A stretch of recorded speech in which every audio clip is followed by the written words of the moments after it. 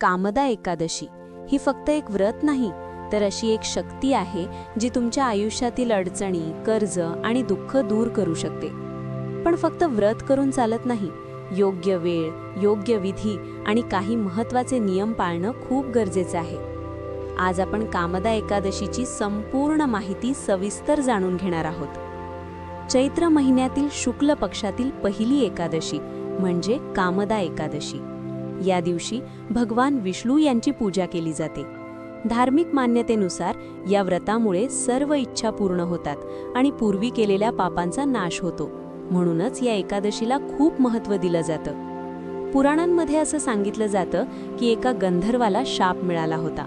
त्याच्या पत्नीने अत्यंत श्रद्धेने कामदा एकादशीचं व्रत केलं आणि त्या व्रताच्या पुण्यामुळे त्याचा शाप दूर झाला. यामुळेच कामदा एकादशीला मनोकामना पूर्ण करणारी एकादशी असं म्हटलं जातं.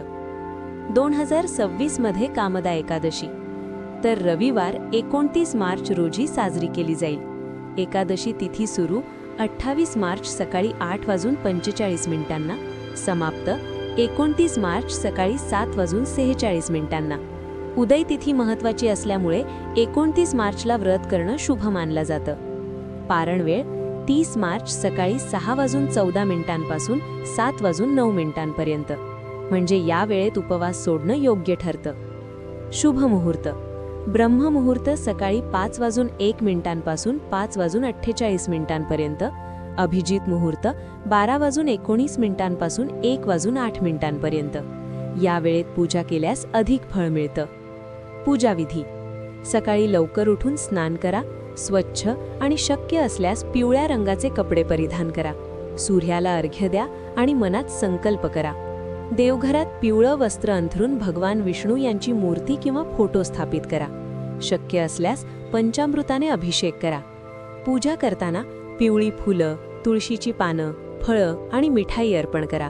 शुद्ध तुपाचा दिवा लावा आणि ओम नमो भगवते वासुदेवाय या मंत्राचा जप करा. व्रत कथा वाचा किंवा ऐका.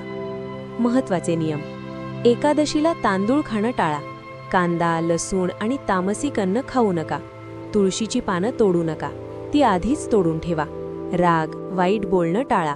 पूर्ण उपवास शक्य नसेल तर फलाहार घ्या. भक्ती आणि शुद्ध विचार सर्वात महत्त्वाचे आहेत. या एकादशीला श्रद्धेने व्रत करा आणि स्वतः अनुभव घ्या. ओम नमो भगवते वासुदेवाय कॉमेंटमध्ये नक्की लिहा. व्हिडिओ सेव्ह करा, शेअर करा आणि अशाच माहितीसाठी चॅनलला सबस्क्राईब करा.